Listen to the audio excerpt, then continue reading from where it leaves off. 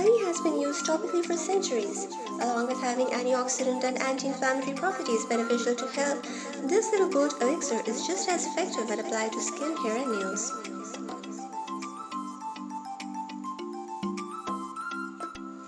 Honey is moisturizing and extremely soothing.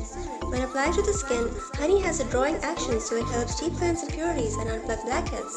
Burns and wounds heal faster when treated with honey. Add a pinch of turmeric powder to 1 tablespoon of honey and make a paste. Apply to cleansed skin and leave it on for 15 minutes before washing it off. This is excellent for reducing inflammation and soothing the skin.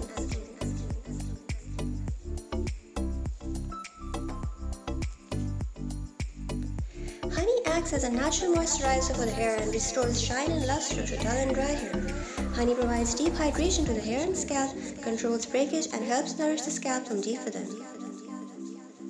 You can make a good conditioner for dull hair by mixing 3 tablespoons of honey with 1 tablespoon of coconut oil. Mix thoroughly and massage into your hair. Wrap the head in a warm towel and leave for 30 minutes before shampooing it out.